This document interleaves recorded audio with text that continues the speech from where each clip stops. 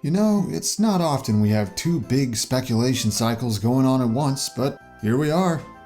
A new Pokemon generation is on its way, with Sword and Shield set to release by year's end, and trainers across the world are waiting and wondering what new mons we'll see and what adventures there are to have in the new Galar region. And at the same time, we have DLC in the works for Super Smash Bros. Ultimate, poised to take an already gigantic roster and make it even bigger. And who knows what newcomers are waiting to be revealed. With both occurring alongside each other like this, well, it was inevitable that people would wonder if the two might intertwine. There's been a lot of talk surrounding if a Pokemon from the upcoming 8th generation might be included in Ultimate's Fighter Pass. It's something that is generally considered possible, some would say inevitable. There's a fairly widespread belief that Nintendo would want to use Smash to cross-promote Sword and Shield to use DLC as a means to advertise the upcoming games. But if there's anything true when it comes to talking about fighting game rosters and especially DLC lineups, it's to take little for granted and always ask questions. So, what are the odds they'd pick a Gen 8 mon out ahead of time as a promotional tool?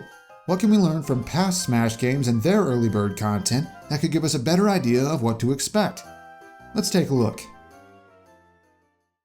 So to begin, what are some examples we saw during Smash 4's run of DLC where content was added with apparent intent to promote a recent or upcoming game?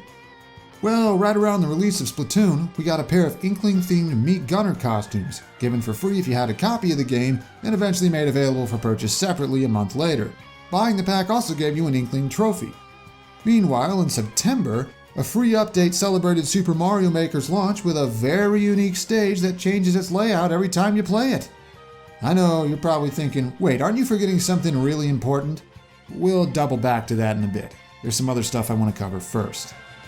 For now, what Earlybird content have we seen in Smash games aside from Smash 4's DLC? Well, Yoshi in particular has benefited from it over the years, with a stage based on Yoshi's Woolly World in Smash 4's base game, and a costume based on his look in Yoshi's Crafted World in Ultimate. Interestingly enough, considering how early on we heard about both games and how long afterward it took for them to come out, there's reason to suspect both of those games saw delays behind the scenes. Also in Ultimate, Luigi uses his Poltergust for his grab now, and it just so happens to be a new model of Poltergust that he's using in the upcoming Luigi's Mansion 3. Considering we're nearly half a year past Ultimate's release date yet and that game still isn't out, this is one hell of a cameo. Though with how quiet Next Level Games has been, Luigi's Mansion 3 may be another example of a game that went through a stretch of development hell, though that is just a theory. Aside from those examples, we also have some minor stuff. Wario's victory theme in Brawl came from the main theme of Wario Land Shake It, despite that game still being half a year off at the time. And the Shadow Moses Island stage pulled a couple music tracks and one of its Metal Gear models in the background from the upcoming Metal Gear Solid 4. Which took some serious brass considering that game was exclusive to a rival system. However, we've also had a few cases where a Smash game did not pull content from an upcoming game and stuck to an older counterpart instead. Notable examples include Smash 4 adding a stage from Donkey Kong Country Returns and not bothering with the more recent Tropical Freeze, sadly, and the same games passing on Kirby Triple Deluxe entirely, with plans instead to make a stage based on Kirby's Epic Yarn that ultimately got shelved upon deciding it had been too similar to the Woolly World stage. But here's where things get complicated. As far as characters go, Inkling is not the only example where Sakurai and the Smash devs chose not to pull the trigger on someone who had a game coming out soon. Super Mario Galaxy hit shelves a few months before Super Smash Bros. Brawl, yet even though it could have been an opportunity to advertise the big new Mario game, no content from Super Mario Galaxy made it into Brawl. No stage, no music, and no Rosalina. Likewise, Melee didn't push Captain Olimar into the roster even though Pikmin was being touted as this big new IP for the GameCube. All it got was 2 trophies, and you needed Pikmin save data to obtain one of them.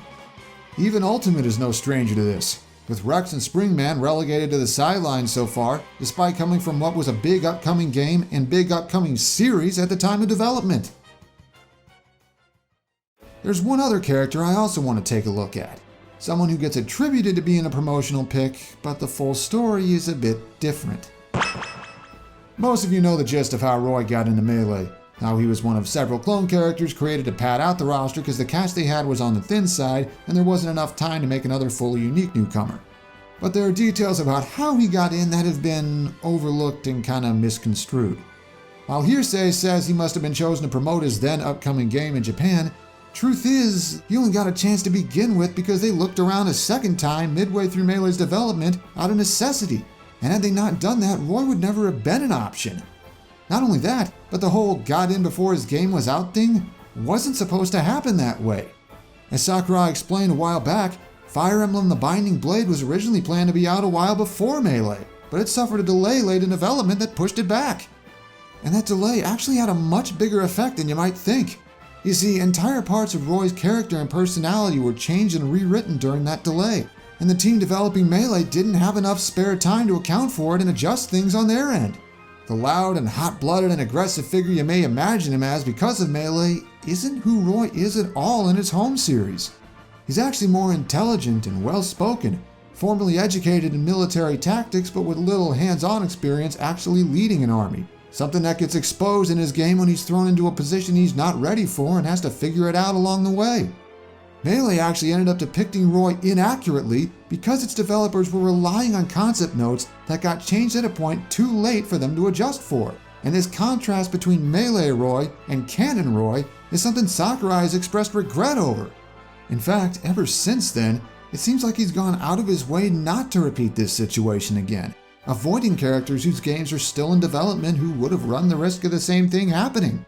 Which seems to be the reason why the Smash 4 team waited to choose a Pokemon newcomer until X and Y were almost out, then used art assets and other notes supplied to them to make character concepts and weigh their options before ultimately choosing Greninja. Something similar happened this time around with them waiting until Sun and Moon were almost out. But for them to follow suit with Sword and Shield, set to be out probably around November 2019, they'd be cutting it really close to the February 2020 deadline they set for themselves. And that's not even accounting for how long it'd take to develop the character. But there's one more piece to this surprisingly complex puzzle. I said we get back to it because I'd be remiss if I didn't bring up the character most bring up when talking about this kind of thing. Like with Roy, Sakurai has given us details on how Corrin got to join the fight. Back during Smash 4's DLC development, the team set one placeholder aside early on because they wanted to include someone from a more current game. A few months later, they decided to give Corrin a look, and while Sakurai was worried that they were pushing the envelope with another Fire Emblem character, his other team members convinced him that it was still worth going forward with. So if you're involved in the Smash community or caught wind of news articles or even just hearsay back around then, you've probably heard a lot of talk of how Corrin was shoved into Smash in order to advertise a game that wasn't out yet. Probably spoken with resentment toward them for getting a chance over other characters who were more commonly requested. But here's the thing. For all that narrative is spread, things actually aren't so clear-cut here. You see, by the time Corrin was added to Smash 4, Fire Emblem Fates had been out in Japan for a while. 7.5 months, in fact, as its original release was back in June 2015. Which gets overlooked a lot. The whole advertising an upcoming game argument falls flat a ways when that game had already been out for over half a year in Nintendo's home market. And we don't even know if a Western release date for Fates had been locked in when development on Corrin began, or if Sakurai would have even known of such a thing. I mean, for all we know, maybe Fates was originally supposed to be out in the West in the fall of 2015. The localization ran into some complications due to having to make some last-minute reprogramming in order to account for a market that would have found stuff like the Skinship minigame to be creepy.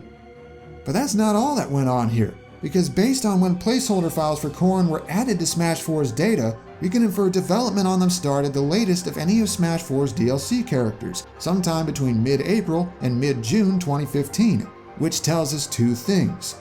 For one, it emphasizes how developing a new fighter from scratch takes a lot longer than people often realize, and the fact that it took around 8 months more or less to finish Corrin raises further questions as to if there'd even be enough time to develop someone for no later than next February from a pair of games set to be out near the end of this year.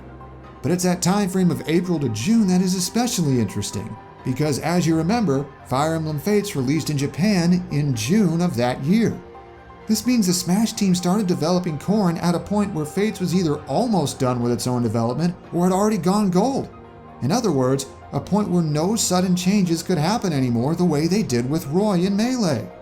Based on all this, it seems that Corrin actually lines right up with all the other evidence we've gathered here that Sakurai is only willing to pull the trigger on adding a recent or upcoming character to the roster if development on their game at the time of the decision is done or nearly done. So what does this long and convoluted lesson in Smash history tell us about whether a character from Pokémon Sword and Shield could be part of the Fighter Pass? Well, while we've seen examples of Earlybird content in the past, it's almost exclusively been minor stuff like stages, trophies, costumes, and music. When it comes to actual playable characters, we've seen more of a trend of Smash waiting until their games are at least nearly finished before seriously considering them. And since it could take well over half a year to develop new fighters from start to finish, they'd have to jump the gun on a Gen 8 character in order to have them ready in time for the end of this wave of DLC. So, will we see a Pokemon from Sword and Shield join the fight? Based on the evidence? Not yet. Probably.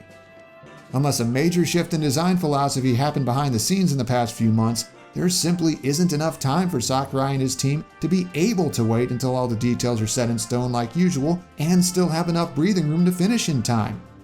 That said, if we get a Season 2 of DLC, which I think is entirely possible right now, then Gen 8 would be back on the table for that and would honestly probably reach frontrunner territory. I mean, I hope we get a second wave. The more characters we get, the more interesting new things we can see in Smash, and the more likely it is that everyone will have at least a few fighters they feel satisfied with. Hey, thanks for hanging around this long and hearing me out even though I'm going against the grain a little with this. If you want to hear me drivel on about more Smash-related stuff, I did a 2-part DLC quote-quote prediction recently that you might find interesting. Beyond that, I also do other analysis videos like this, Elite Smash sessions occasionally, even full-fledged character concepts for potential newcomers. I figure I'll do at least one for a Gen 8 character later this year once Sword and Shield are, actually out and I know what I'm working with. Special thanks to my graphic design assistant for helping me make this look as nice as it does, and also my patrons for their support. If you're interested in helping out the channel, check the description or just wait for the end screen.